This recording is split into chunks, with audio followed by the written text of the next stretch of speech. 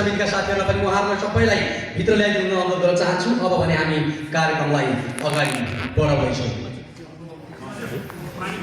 र कृपया सम्पूर्ण साथीहरू भित्र प्रवेश गरिदिनु पनि अनुरोध गर्न चाहन्छु।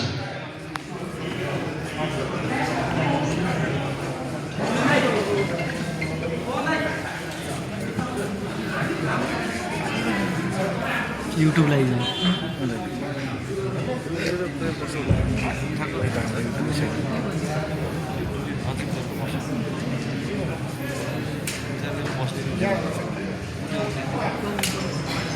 लाइभ टेलिभिजन रेडी आवाज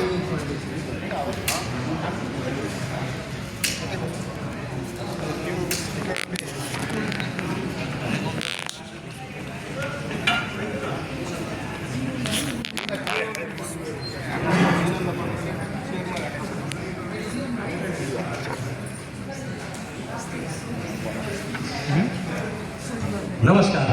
नेपाल चलचित्र कलाकार सङ्घ 20औं साधारण सभा तथा पुरस्कार एवं सम्मान अर्पण समारोहमा पाल्नुभएका सम्पूर्ण व्यक्तिहरूलाई म हार्दिक ज्ञान अभिवादन गर्न चाहन्छु। म आज यो कार्यक्रमको उद्घोषक गोपाल ढकाल।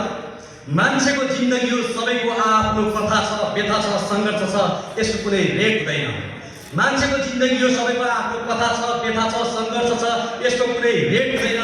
आज हामी यहाँ छौँ, भोलि कहाँ हुन्छौँ, कुनै बेला चाहेर पनि भेट हुँदैन। त्यसैले एकचोटिको जिन्दगीलाई मुस्कानले सजाइदिनुहोस्। अब कार्यक्रम सुरु भइसकेको छ, कृपया दिल खोलेर ताली बजाइदिनुहोस्। धन्यवाद छ। नेपाल चलचित्र कलाकार सङ्घको 20औं साधारण सभा तथा पुरस्कार एवं सम्मान अर्पण समारोहमा हामी सबै उपस्थित हुँदाखेरि हामी सबै गौरवान्वित भइसकेका छौँ। विक्रमसम्म 2045 साल भदौ 23 गते नेपाल चलचित्र कलाकार सङ्घ film artist association of Nepal, जसलाई हामी फान भन्छौँ, नेपाल चलचित्र कलाकार सङ्घले स्थापना कालदेखि हालसम्म वार्षिक रूपमा विभिन्न कार्यक्रमहरू आयोजना गर्दै आइरहेको छ। विगतका वर्षहरूमा पनि विविध कार्यक्रमहरू सहित पुरस्कार वितरण लगायत अन्य कार्यक्रमहरू आयोजना गरेका थियौँ।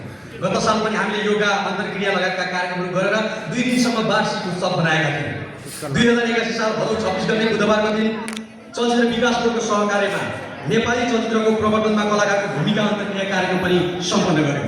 नेपाली चलचित्रको संरक्षण, प्रवर्धन र वर्गीय हितका लागि विक्रमसम्म 2045 साल भदौ 23 गते स्थापना भएको पेसागत वर्गीय संस्था र श्रमिक संस्थामा पहिलो बनाउँछु हाल्छु ढुक्क त हुन्छ बरु कम आए पनि। नेपाल चलचित्र कलाकार सङ्घका संरक्षक आदरणीय दिदी वसुन्धरा विशालजी, नेपालकी प्रथम नायिका भुवन चन्द्र, विशिष्ट अभिनेत्री चैतन्य सिंहज्यू, विशिष्ट अभिनेत्री मिथिला शर्माज्यू र नयाँ पुस्ताका प्रभावकारी क्रियाशील निर्देशक टिपा श्री निरोलाज्यू, ज्येष्ठ सदस्य लक्ष्मण विक्रम बस्नेतज्यू, सङ्घका सल्लाहकार कृष्ण मल्लज्यू, रमेश बुढाथोकीज्यू, पाल्नुभएका अध्यक्षज्यूहरू, पुरस्कृत व्यक्तित्वहरू, सम्मानित व्यक्तित्वहरू, सङ्घका आजीवन सदस्य, साधारण सहसदस्यज्यूहरू, सञ्चारकर्मी मित्रहरू, सहकर्मी युट्युबमा हाल्छ हजुर, मेरो च्यानलमा हाल्छु ल। नेपाली चलचित्र कलाकारहरूको एकमात्र छाता सङ्गठन नेपाल चलचित्र कलाकार सङ्घको विश्व गरिमामय साधारण सभामा संस्थाको अध्यक्षको हैसियतमा मन्तव्य राख्न पाउँदा म अत्यन्तै हर्षित छु।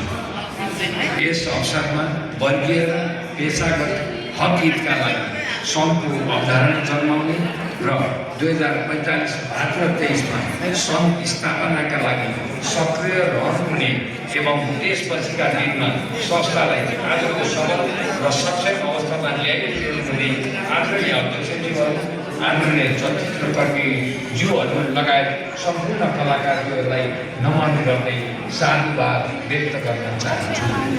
देशको सांस्कृतिक जागरणको अभियान तथा सामाजिक उन्नयनको सशक्त माध्यम चलचित्र बनेको छ। अन्तर्राष्ट्रिय परिप्रेक्ष्यलाई आत्मसात गरी अर्थतन्त्रको मेरुदण्ड पर्यटन विकास एवं प्रवर्धनमा चलचित्र उद्योगको रूपमा स्थापित भएको पाइन्छ। हाम्रो परिवेशमा भने विधिवत रूपमा यो विषय अझै लागू भइसकेको छैन।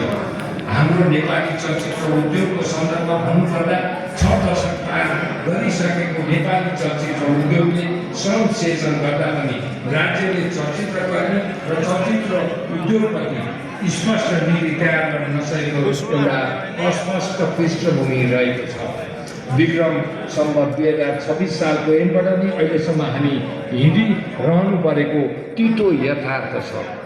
विगतदेखि नै यो ऐन परिमार्जित भएर संशोधित रूपमा आउनुपर्छ भनेर सरकारका सबै ढोकाहरू हामी चलचित्र